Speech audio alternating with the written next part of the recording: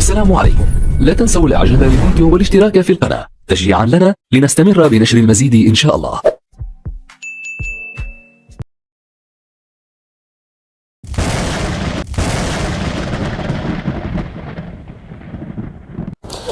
بسم الله الرحمن الرحيم. السلام عليكم ورحمة الله وبركاته.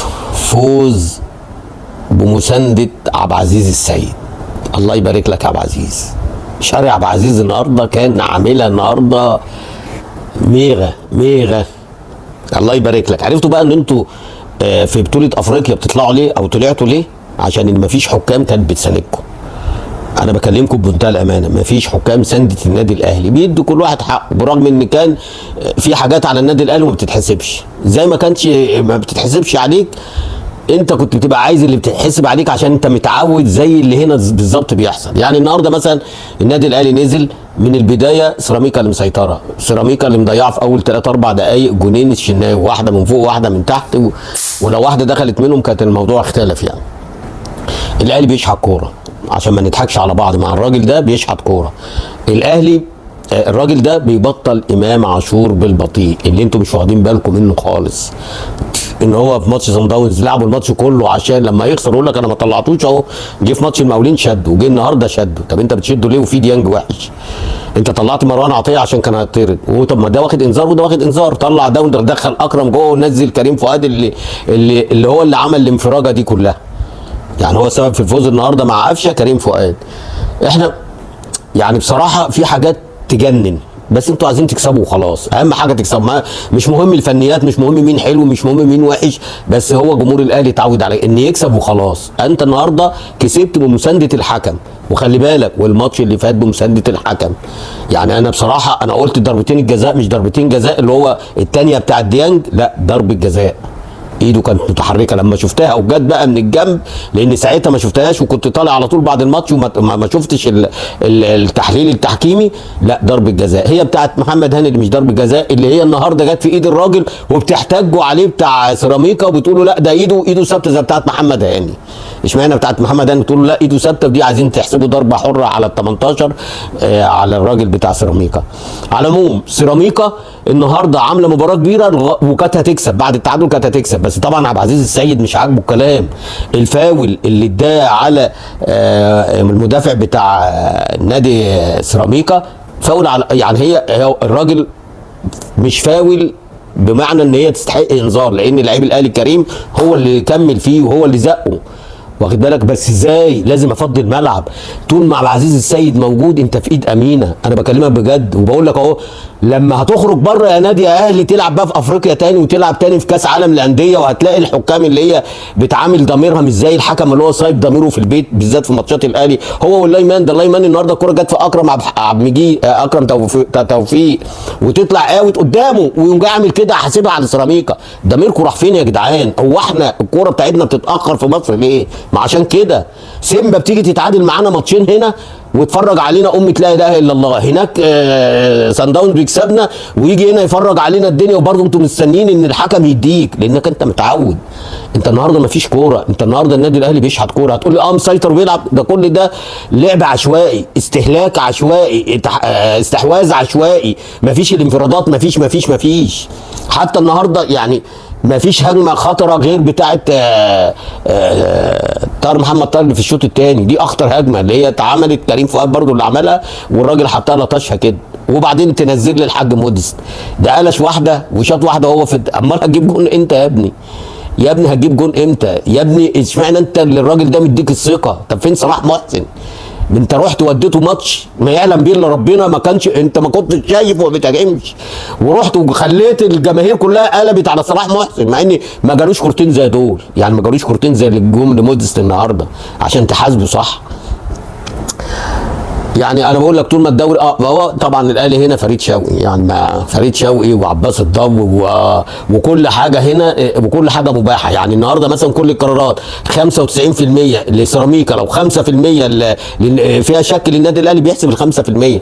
راح يدي الراجل انذار عشان الكوره اصلا ضربه في رجله، واللايمان اللي قدامه ما عندوش ضمير، المفروض يعمل كده لسيراميكا، قام جاي عاملها كده، فالراجل راح يتجه، قام جري عبد العزيز وقام جاي مديله انذار. ده انت ما اتحمقتش كده لما لعيبه الاهلي في الاخر بتضيع ومضيع، وما الكوره طلعت اوت وعمال يدال ده وده يدال ده، وما رحت وعمال تقول له العب العب العب.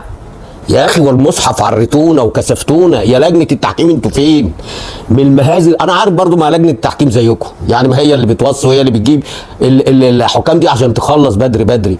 والله العظيم انا ما بعمل كده عشان الاهلي، انا بعمل كده لان الاهلي صعبان عليا وهو وحش، انتوا بتكسبوه. عشان كده البطولات اللي جايه دي ربنا يستر، اللي ما فيهاش تحكيم مصري ربنا يستر على النادي الاهلي، والله ربنا يستر. الجمهور الاهلي اهم حاجه التلاته بونت النهارده هيشتموني وهقول لك اشتم ومش عارف ايه وانت مالك ومش عارف ايه، هو انت ما بتكره؟ انا ما بكرهش الاهلي، بس انا بقول الحق بتاع ربنا، الحق اللي هو كل واحد المفروض يقوله. احنا ما عندناش كوره، انت هنا تيجي في الدوري لازم الاهلي يكسب، مش شرط. النهارده سيراميكا كليوباترا عامله كل حاجه. طب ايه رايكم في القندوزي؟ القندوزي ده يمشي وفي لعيبه تقعد؟ خلي بالكم كولر مضيع الثقه دلوقتي من حسين الشحات ومن احمد عبد القادر، ودلوقتي بدا على بيرسي تاو، حتى بيرسي تاو خارج زعلان ومتضايق ومخنوق، واخد بالك. خش بقى تاني بقى على قفشه بقى وما ادراك قفشه، والراجل الماتش اللي فات عامل له اسيست وعامل ماتش عالمي وقام جاي مخرجه، هو ما فيش الا هو يا عم عشان تعرفوا ده. وبعدين ده بيبص في الورقه، اقسم بجلاله الله بيبص في الورقه لان كاتب وحافظ من بالليل فلان هينزل مكان فلان، فلان هينزل، بيبص في الورقه عشان يعمل التغييرات. لو انا بكذب بتفرجوا على الكوره، اتفرجوا. وبعدين نرجع بقى للفنيات، ايه رايكم في الجون اللي دخل في الاهلي بتاع مين؟ شوبير ولا بتاع احمد الشناوي ولا محمد الشناوي؟ يعني الهدف ده بتاع مين؟ مسؤوليه مين؟ لما القندوزي يستلم بالشكل ده ويقوم جاي حاططها في الزاويه الضيقه وتخش ده، انت امال انت في حته ثانيه ازاي يا عم شناوي؟ يعني انت في حته ثانيه ازاي؟ ماشي خدت انفراد بعديها، ما هو ده اللي المفروض، يعني انت ده لو الانفراد ده دخل انت ما تسالش عنه، انما الكره دي تسال عنها لان في الضيقه والراجل متطوع ويحطها بالشكل ده. اقسم بجلاله الله لو في عدل ما تروح منتخب، لو في عدل، انما طبعا لا، ده في حته ثانيه، يطلع لك ده في حته ثانيه وده في حته ثالثه لغايه ما وقعوه. انت عارف لو قعد ماتشين ثاني، يعني هو النهارده مثلا بنسبه 20% كويس عشان ان هو قعد الماتش اللي فات، انت عارف لو ماتشين ثاني اقسم بجلاله الله انا عارف انه هيروح منتخب، ما هو كده كده ما انت عارف التعريض هناك زي الفل يعني، بس انا بقول لك لو قعد ماتشين ثلاثه في النادي الاهلي اقسم بالله ما حد هيقعد شوبير تاني، والله ما حد هيقعد مصطفى شوبير. ده بقى انا بكلمك النهارده، شوف الكره وهي راجعه له بالرجل، وشوف الماتش اللي فات الكره وهي راجعه لمصطفى شوبير بيعمل فيها ايه وعليه ضغط، كان بيبقى عليه ضغط 2، وشوف بيتصرف ازاي وبيلعب الكره برجله ازاي، والانفراد الكره اللي اتشاطت الماتش اللي فات في المفاجاه اللي هي زي بتاعه سان داونز اللي هو كان ايده ده فرد ايده وطلعها وقام تاني امن عليها وقام جاي ماسكها. لا يعني انا مش عارف. والنهارده برضو ربنا بيدي لقفشه بعد ما ظلمه المره اللي فاتت، والراجل خارج بيتكلم بيقول له يعني انا ما فيش الا انا تغيرني، فربنا بيكرمه النهارده هو بينزله بيجيب له جول بيحرجه. تعالى بقى الماتش اللي جاي مش هتلاقي قفشه خالص.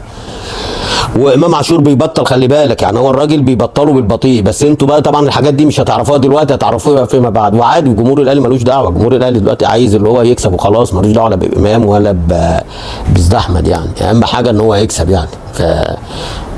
فانا بقول يعني مبروك للنادي الاهلي، بس المباراه انت كسبتها بمسانده عبد العزيز السيد اللي هو مش هتقابله في افريقيا ولا هتقابله في كاس العالم للانديه. مستوى الاهلي لا يطمن، الراجل بيخرف الماتش اللي فات في ماتش المقاولين لعب مصطفى شوبير لازم تديله النهارده، لعبت كام لعيب من اللعيبه الصغيره لازم تديهم النهارده، واخد بالك. لا رجعت تاني بقى مروان عطيه ورجعت الشناوي وفين صلاح محسن وفين حسين الشحات من اول مباراه مثلا، يعني طالما ان انت على العموم مبروك للنادي الاهلي وارض لك لنادي سيراميكا كليوباترا، وربنا مع فرق الدوري المصري اللي هتلاعب الاهلي الفتره اللي جايه دي.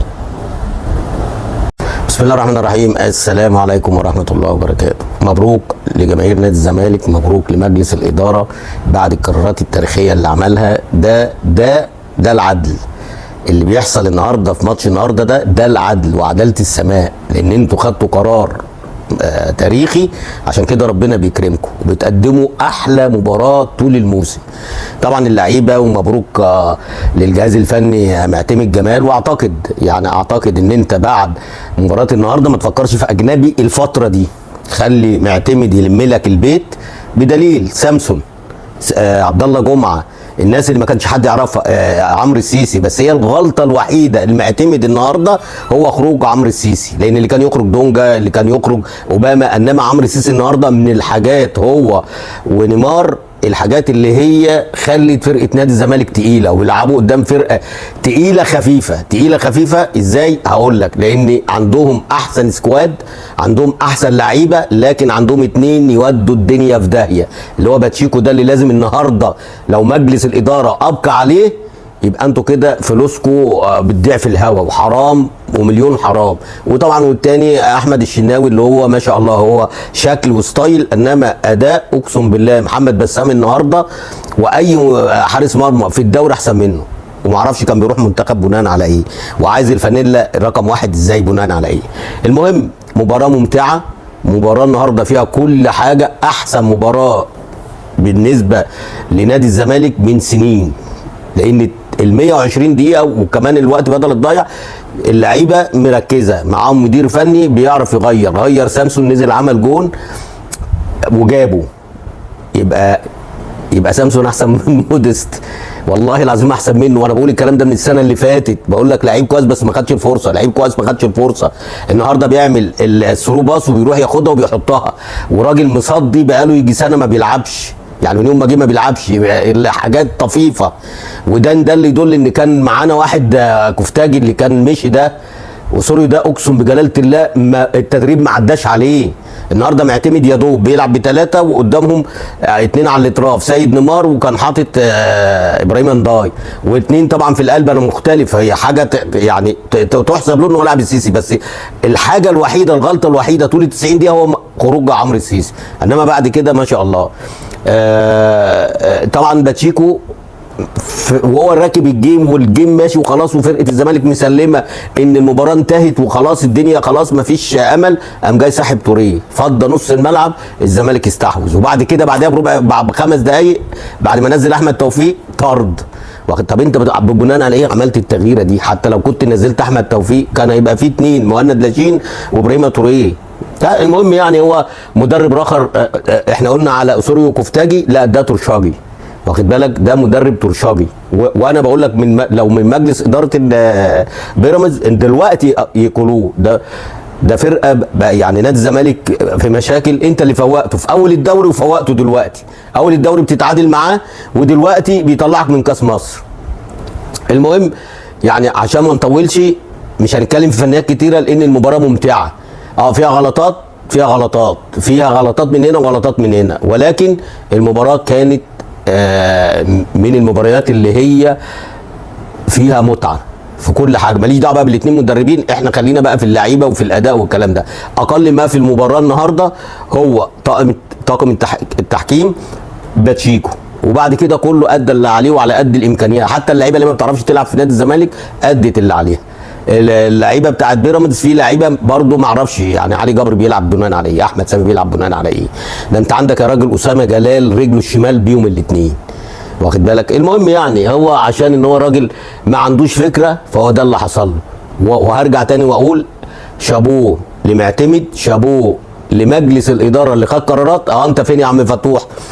النهارده انت لو بتلعب الزمالك يشيل 3، لو كانوا رجعوك مثلا ويصالحوك والكلام ده والله تشيل 3، الزمالك يشيل 3، بس عشان عملوا وقلبهم جمد والجماهير وراهم ربنا كرمهم وبيكسبوا النهارده اقوى فرقه يعتبر في الدوري قبل الاهلي كمان، لان عندهم لعيبه احسن من لعيبه النادي الاهلي.